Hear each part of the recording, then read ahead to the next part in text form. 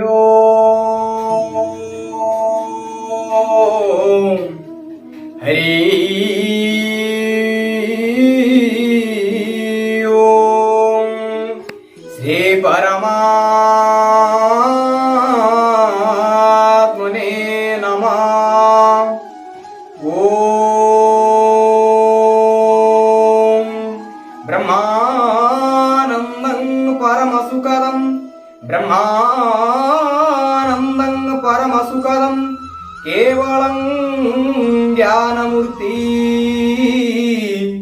द्वन्द्वातीतं त्रिगुणरहितं तत्त्वमस्यादिलक्ष्यम् एकं नित्यं विमलमचलं एकं नित्यं विमलमचलं सर्वादि साकीभूतं भवातीतं त्रिगुणरहितं सद्गुरुतं नमामि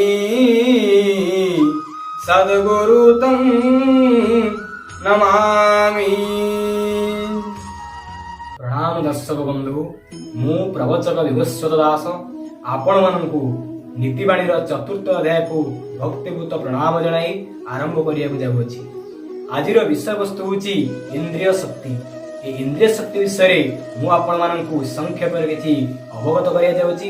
ए श्रोता मंडली, ए ज्ञानी मंडली, ए विरक्त मंडली आपण मानकु एतिकी निवेदन करूछि कि मु जो वाक्यटी को आपण मानकु आज अवगत करेबी आपण माने मन रखी कार्य जे लगाइबे निश्चय सफल पाइबे।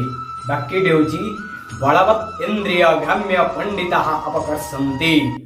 ए वाक्यटीर अर्थ होछि जेते बड़ शक्तिशाली ज्ञानी पंडित हेउना काहेकि से निश्चय निश्चय इंद्रिय शक्तिर वशवर्ती किछि ना किछि भूल काम करि बसे। जेपरि कि मोटे छोटिया सुंदर छोट चित्र गल्पटी आपन कहिबी, आपण माने धीरे ध्यान सुनिया प्रस्तुत करନ୍ତୁ।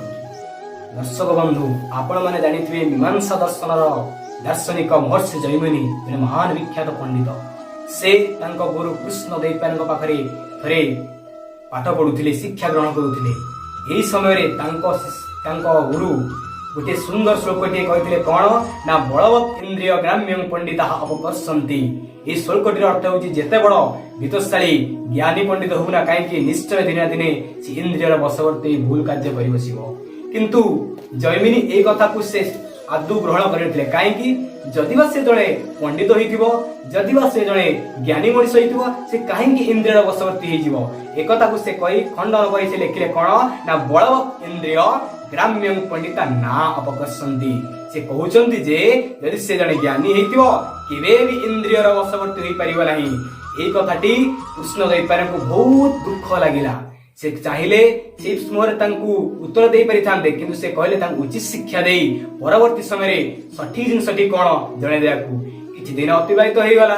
किछि दिन अतिबाहित होला परे थरे कृष्ण दैपायन जाइथिले अरण्यकू कष्ट समीर संग्रह करिया पई। सेही समय रे निज शिष्य जैमिनी कहले, हे शिष्य तुम गोटे काम कर, मु आसिला पर्यंत तुमे होमाग्नि को प्रज्वलित करि रखिथिबो। से कहि देई कि तांकर अरण्य को समीर निमित्त पळेई गले।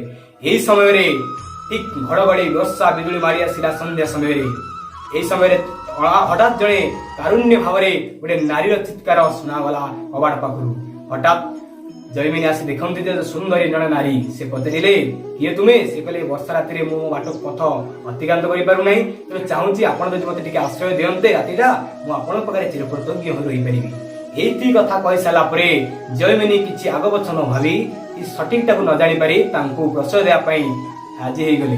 तांकू घर भितर सोयाको देई निजे बाहर सोइले। रात्रिर घोर घरघड़ी एवं वर्षार अवगात द्वारा देहर इंद्रिय शक्ति जैमिनीकर उच्चजित होई जाउଥାଏ। सेठु भाबिले जे मु जणे ऋषि, किंतु एई भली वर्षा पागरे जदि मु एठी बाहर सुए तेबे ताहाले से नारी सहित मोर किछि किछि घटी पारिबो नाही। तेणु से किछि न बुझी भितर कबाट ठक ठक करि पसि गले।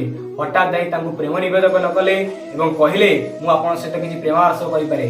से कहले, जदि गोटे मोर शर्त रे तुमे राजी हेइ जिवो तेबे निश्चय मु तुम सहित प्रेमालाप करिबी। से शर्तटी कोन? बोले से होमाग्नि चारि पड़े जदि सात घेरा तुम निज घोड़ा होई बसिबे, मु तुमको जदि बुलेई पारिबो चारि पटे तेबे निश्चय मु तो प्रेम निवेदन रखा चेष्टा करी सी जयमिनी ये कथार राजी हो गले सांगे सांगे निज पिठी बसाई ओम आगे चली गोटे सात घेरा मारू था हठात शब्द शुणा पड़ा बलवत् इंद्रिय ग्राम्य पंडिता अपकर्षंती से सांगे सांगे चमकी पड़ी देखला बेलू से आ नारी नुहंती से गुरु कृष्ण दैपायन से कहले एथर बुझीपार शिष्य जेते बड़ इंद्रिय शक्तिशाली हेले केबे हेले निज हाथ रखी पारती ना से मनुष्य जेते कथा कर पंडित हुआ ज्ञानी गुणी हुआ केबे हेले निज इंद्रिय को निज आयत बशवर्ती नक रखी पार ना तेणु मुझे कहबी तुम मैंने सब मनुष्य निज इंद्रिय को आयत्त करने चेष्टा कर जहाद्वारा कि समाज में घटुवा गणदुष्कर्म कर अनेक अपराध जनित कार्य आम निश्चय दूरीभूत कर सुस्थ समाज गठन कर आमर भूमिका अग्रगण्य रु आज एति कहबी जे ये जो इंद्रिय शक्ति को निज आयत रखा।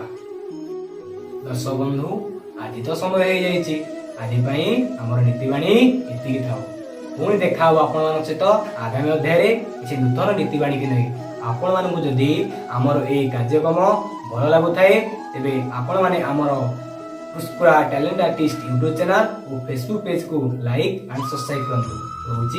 जय जगन्नाथ स्वामी।